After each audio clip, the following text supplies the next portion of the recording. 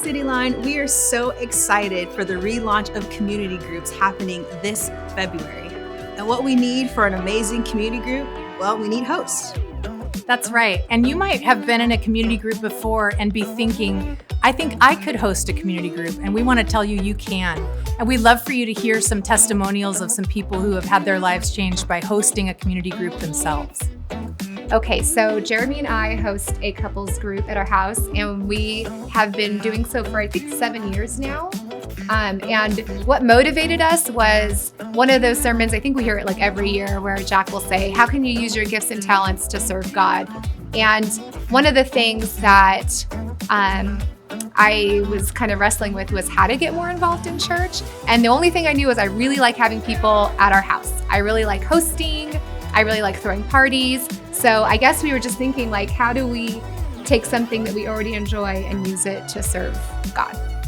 So in addition, we started a men's group, and how we started that was I was actually in a different men's group that met and in a garage, and I really enjoyed it, but we just kind of got too big and started getting where we couldn't get through everybody's answers, and we were kind of running over on time. So we decided to break up the group.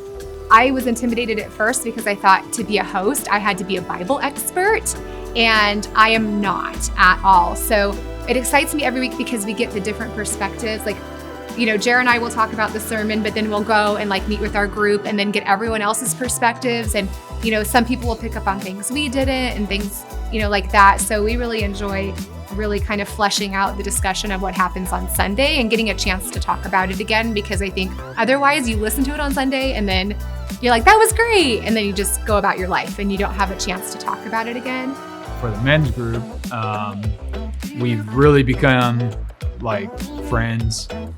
We have a text string with all of us on there, and people share the highs and the lows of their day and things like that. So it's a good opportunity to kind of know each other a little bit deeper than just, at church. We host two groups. So we have a couples group that meets every week, and we have all variety of couples. We have had couples who are engaged and are not yet married, and we've got to actually experience a wedding of someone in our group, which is really exciting. And then we have couples in our group who have young children, some who are already grandparents. We even sometimes, even though we're a couples group, we've had one of our dear friends, her husband was deployed, so she came, without him, even though, representing him. And so we just welcome couples in all ages and all stages of life, which is great. We don't follow the series necessarily. Like I said, we have our potluck. We decide what we're going to do for the next series or the next session, and we kind of try to follow along with the amount of weeks that there are.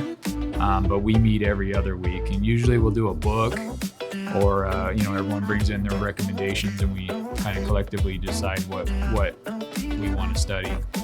It's just part of our life now. It's something that, when it comes to every Wednesday, it's part of our routine. It's like Sunday to us, it's just normal. It's something that we always do.